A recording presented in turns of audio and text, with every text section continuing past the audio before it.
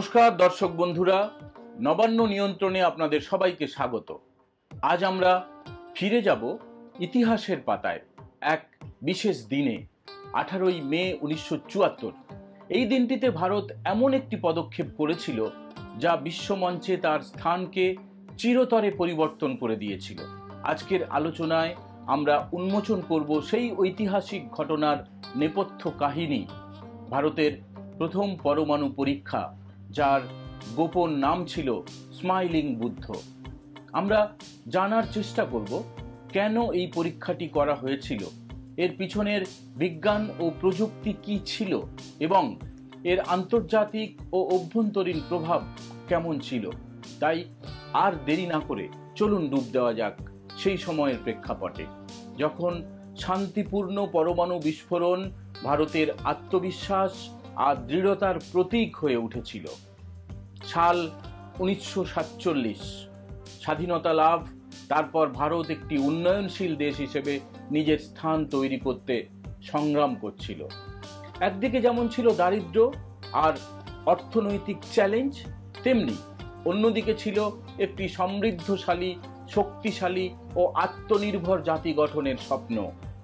60-এর দশকের শুরু থেকেই ভারতের বিজ্ঞানীরা পরমাণু শক্তিকে শান্তিপূর্ণ উদ্দেশ্যে ব্যবহারের সম্ভাবনা নিয়ে গবেষণা শুরু করে দেন। হোমি জাহাঙ্গীর ভাবা, ভারতীয় পরমাণু কর্মসূচির জনক হিসেবে তিনি পরিচিত। দেশের বিজ্ঞান ও প্রযুক্তির উন্নয়নে এক নতুন দিগন্ত উন্মোচন করেছিলেন। তার স্বপ্ন ছিল পরমাণু শক্তিকে বিদ্যুৎ উৎপাদন, কৃষি এবং অন্যান্য শান্তিপূর্ণ কাজে ব্যবহার করা। তবে আন্তর্জাতিক প্রেক্ষাপট ছিল বেশ জটিল। চীন 1964 সালে প্রথম পরমাণু পরীক্ষা করে এবং এর ফলে দক্ষিণ এশিয়ার ভূ রাজনৈতিক সমীকরণে একটি নতুন মাত্রা যোগ হয়। ভারতের নিরাপত্তা এবং সার্বভৌমত্বের প্রশ্নে এই ঘটনা একটি গুরুত্বপূর্ণ প্রভাব ফেলেছিল। এই পরিস্থিতিতে ভারতের তৎকালীন প্রধানমন্ত্রী ইন্দিরা গান্ধী একটি সাহসী সিদ্ধান্ত নেন। দেশের বিজ্ঞানীরা শান্তিপূর্ণ উদ্দেশ্যে একটি পরমাণু পরীক্ষা করার জন্য প্রস্তুতি শুরু করেন। এই পরীক্ষার মূল উদ্দেশ্য ছিল ভারতের প্রযুক্তিগত সক্ষমতা প্রদর্শন করা এবং আন্তর্জাতিক স্তরে একটি শক্তিশালী বার্তা দেওয়া। স্মাইলিং বুদ্ধ নামটি শুনতেই কেমন যেন একটা রহস্যের সৃষ্টি হয়, তাই না? এই নামটি আসলে ছিল ভারতের প্রথম পরমাণু পরীক্ষার গোপন সাংকেতিক নাম। 1974 সালের মে মাসের 18 তারিখে রাজস্থানের পোখরান মরুভূমিতে এই পরীক্ষাটি সফলভাবে সম্পন্ন হয়। এই পরীক্ষার প্রস্তুতি ছিল অত্যন্ত গোপনীয় এবং জটিল। ভারতীয় পরমাণু বিজ্ঞানী এবং প্রকৌশলীরা দিনের পর দিন কঠোর পরিশ্রম করেছিলেন একটি সফল পরীক্ষা নিশ্চিত করার জন্য। ভাবা অ্যাটমিক রিসার্চ সেন্টার, BARC, এর বিজ্ঞানীরা এই প্রকল্পের মূল দায়িত্বে ছিলেন। পরীক্ষার জন্য একটি বিশেষ নকশার পরমাণু ডিভাইস তৈরি করা হয়েছিল। এটি প্লুটোনিয়াম ভিত্তিক একটি ইমপ্লোশন টাইপ ডিভাইস ছিল।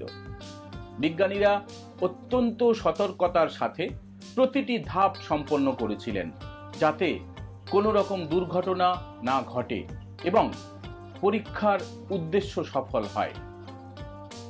18ই মে 1974 সকাল 8:05 পোখরানের মরুভূমিতে একটি মৃদু কম্পন অনুভূত হয়। স্মাইলিং বুদ্ধ হেসেছিল, অর্থাৎ পরীক্ষাটি সফল হয়েছিল। ভারত বিশ্বের ষষ্ঠ পরমাণু শক্তিধর দেশ হিসেবে আত্মপ্রকাশ করে।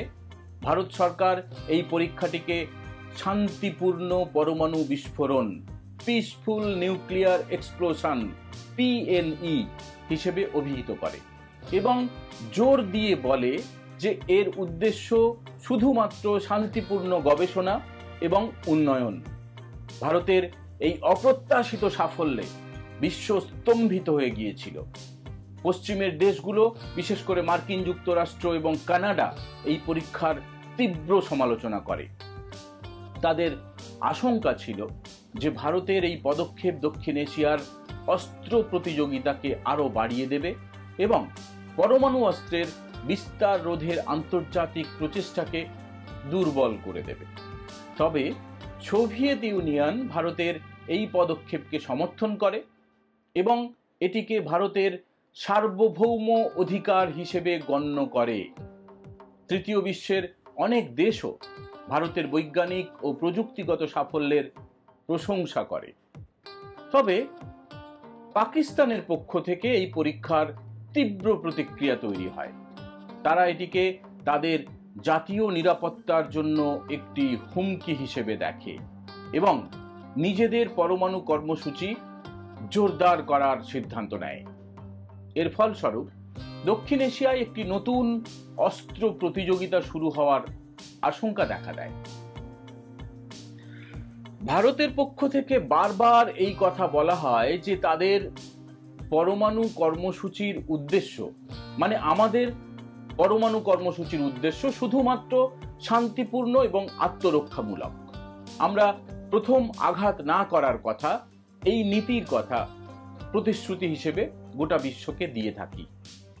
স্মাইলিং বুদ্ধ শুধুমাত্র একটি পরমাণু পরীক্ষাই ছিল না, এটি ছিল আমাদের আত্মবিশ্বাস এবং প্রযুক্তিগত সক্ষমতার একটি জোরালো প্রমাণ। এই পরীক্ষা ভারতকে আন্তর্জাতিক মঞ্চে একটি নতুন পরিচিতি এনে দেয়। এই ঘটনার পর ভারতীয় বিজ্ঞানীরা পরমাণু প্রযুক্তির বিভিন্ন ক্ষেত্রে আরও বেশি করে মনোযোগ দিতে শুরু করেন। বিদ্যুৎ উৎপাদন, চিকিৎসা এবং কৃষিক্ষেত্রে পরমাণু শক্তির ব্যবহার নিয়ে গবেষণা আরও প্রসারিত হয়। তবে স্মাইলিং বুদ্ধর সবচেয়ে গুরুত্বপূর্ণ প্রভাব ছিল সম্ভবত ভারতের নিরাপত্তা নীতিতে পরিবর্তন। এই পরীক্ষা ভারতকে একটি কৌশলগত সুবিধা এনে দেয় এবং ভবিষ্যতে যে কোনো বহিরাগত হুমকির মোকাবিলায় একটি গুরুত্বপূর্ণ হাতিয়ার হিসেবে কাজ করে। দীর্ঘমেয়াদী প্রভাবের কথা বললে স্মাইলিং বুদ্ধ নিঃসন্দেহে ভারতের পরমাণু কর্মসূচির ভিত্তি স্থাপন করেছিল।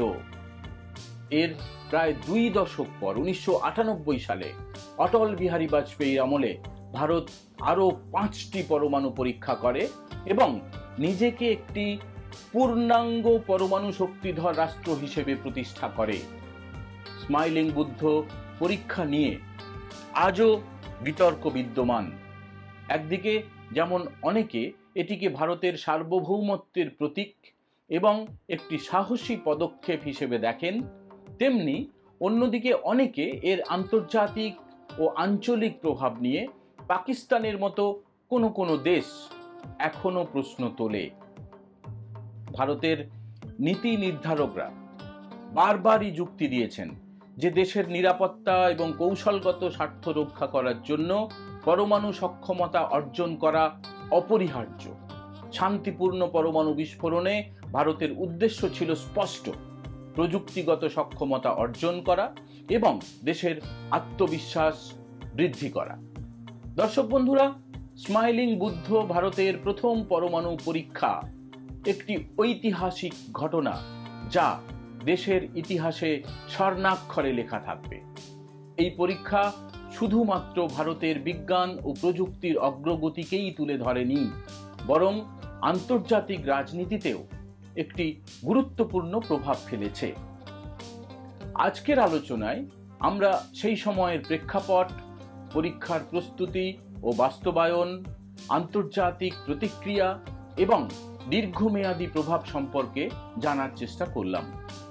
আশা করি এই অনুষ্ঠানটি আপনাদের স্মাইলিং বুদ্ধর নেপথ্য কাহিনী সম্পর্কে একটি স্পষ্ট ধারণা দিতে পেরেছে। আপনাদের মূল্যবান সময় দেওয়ার জন্য অনেক অনেক ধন্যবাদ। যদি আপনাদের এই বিষয়ে কোনো প্রশ্ন বা মতামত থাকে তবে অবশ্যই কমেন্ট বক্সে জানাবেন। খুব শীঘ্রই আমরা আবার হাজির হব অন্য কোনো গুরুত্বপূর্ণ বিষয় নিয়ে। ততক্ষণের জন্য বিদায় এবং ভালো থাকবেন। আর হ্যাঁ, নবান্ন নিয়ন্ত্রণ চ্যানেলটি সাবস্ক্রাইব করে বন্ধুদের সঙ্গে শেয়ার করতে ভুলবেন না। জয় হিন্দ, বন্দে মাতরম।